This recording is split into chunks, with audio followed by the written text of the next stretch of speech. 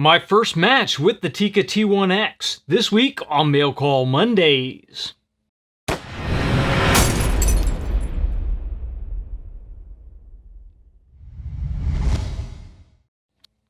Mail Call Mondays is brought to you by Modular Driven Technologies. If you need a chassis system for your precision rifle, check out mdttac.com.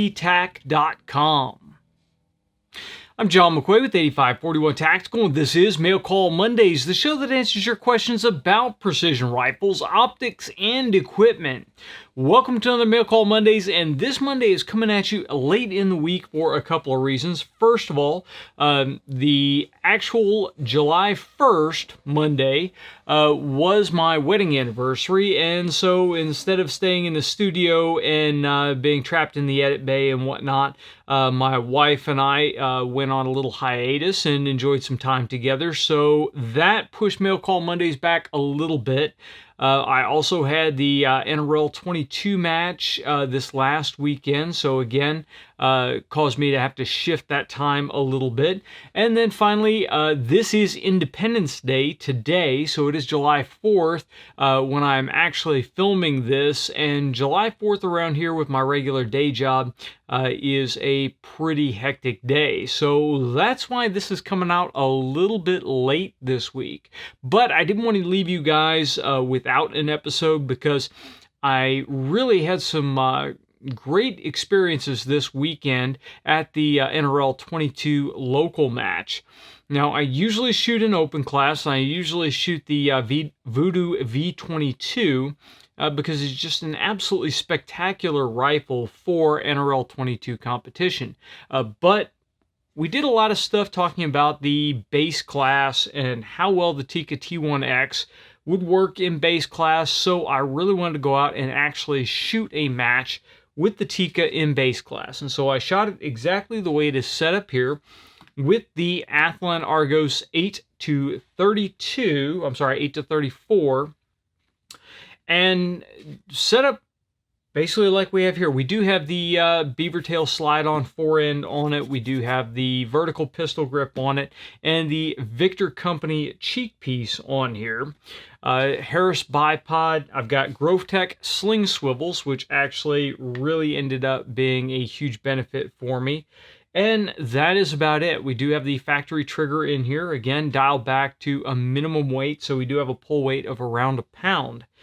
Now, I had a ton of fun with this rifle, but also I brought my two boys, my 11-year-old and my 17-year-old, and both of them shot the rifle as well. My 11-year-old was just tearing it up. My 17-year-old had a good time. He needs a little bit more practice on the barricades and practice shooting bolt guns like this. He shoots Steel Challenge with me quite a bit, and so he's used to semi-automatic rifles and quick shooting. But we need to transition him a little bit more into the precision rifle stuff.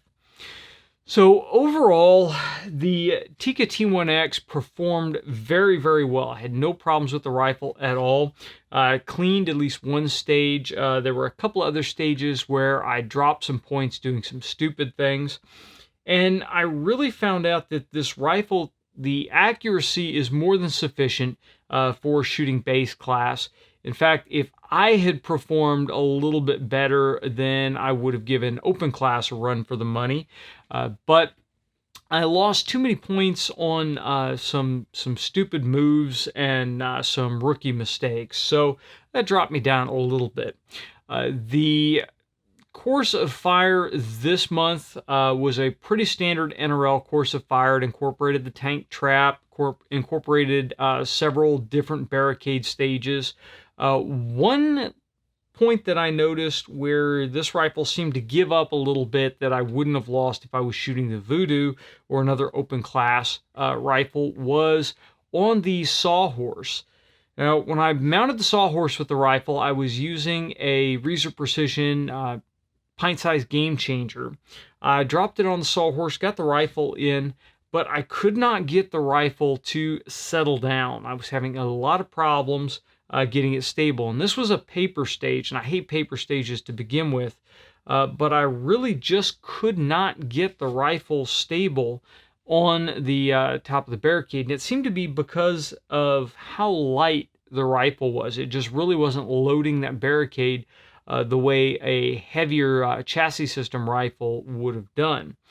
So that cost me a little bit getting it stable, and then I spent too much time on that first barricade before I moved over to the chair and then over to the cinder block. I never actually made it to the cinder block. I timed out on the chair. So that really cost me some points.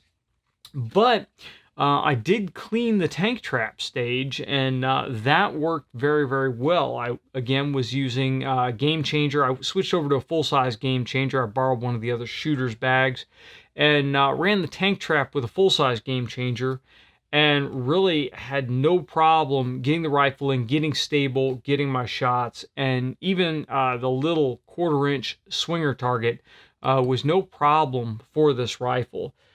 So I was very, very happy with the performance of the rifle. The trigger, I have no complaints at all about the factory trigger in this gun.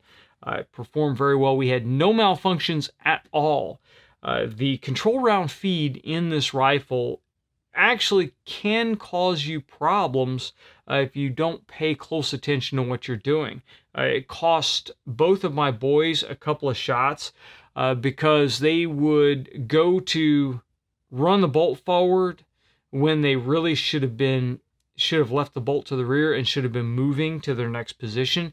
And so they get the bolt going just a little bit forward, and it would grab the next round of the magazine. And then as I'm coaching them, I would tell them bolt back, and they would pull the bolt back, and that would eject that cartridge. So they left that one on the ground and ended up with 1 round shy at the end of the stage. So you do have to be careful with it, because if you start feeding that cartridge forward at all, then the bolt will grip that cartridge, and if you pull it back, it will kick it out. Now, that is a benefit because you don't end up with double feeds. I didn't see a double feed at all. Haven't experienced a double feed with this rifle yet. It just drops the cartridges out if you manage to pop one out of the magazine. So very interesting overall. But throughout the stages, the accuracy was no problem at all. Anywhere that I was having accuracy problems, it was just getting the rifle stable. The rest of the time, the rifle performed very, very well. The small bolt handle didn't really cause a great number of problems, but if I were to upgrade this into an open class rifle, which we will probably do here very soon, a larger bolt handle really is something that I'm going to put on it. I have a DI Products bolt handle. We have another bolt handle coming in from Australia that hopefully will be here soon, so we can show that to you guys. And this will be coming out of this chassis, and it will be going into Modular Driven Technologies ACC chassis. I may shoot it as an open class rifle in this month, in the July National Rifle League 22 match, but I may still shoot a base class rifle. I have not decided yet, because arriving today or tomorrow, I actually have 2 new base class rifles coming in that you guys have asked about. One is the CZ457, which was a neck-and-neck competitor when we were asking if you guys would like to see this or that rifle. So it would be really nice to be able to compare the T1X and the CZ457 and see which one really is the better of the two out of the base class rifles. We did get some recommendations for the new Sako Quad, but really that rifle is well outside of base class price point, so we didn't really consider that for this. We may see about getting one in a little bit later in the year, but that's a sizable chunk of change, and we don't have any hookup with them to be able to get one in for TNE, so we'll see how that goes. Now, the other base class rifle, though, again, is another big competitor that we see at these matches. We actually see them show up quite a bit at the local match, and that is the Ruger Precision Rimfire. And I have heard a lot of things back and forth about them. I've heard things where people did not get the accuracy they expected out of the rifle. Some of you guys have mentioned that you had reliability issues, feeding issues with the rifle. So I will be really interested to see how that works in that capacity. I've got enough time before the next NRL22 match that we'll be able to take both rifles out, do some accuracy testing, get some range time in with them, and see if I want to go with one of those, or if I want to shoot this guy again, or if I want to shoot it in the open class. So what I want to hear from you guys is, what do you want to see me shoot in the next NRL22 match? Do you want to see me shoot the Voodoo V22, the T1X in base form, the T1X in open form, or the CZ457 or Ruger Precision Rimfire? I really want to hear what you guys have to say, so go ahead and drop in the comments section down below or send it to us on Facebook or Twitter. If you guys have liked the video, please make sure you like, share, and subscribe. And until next time, get out and shoot.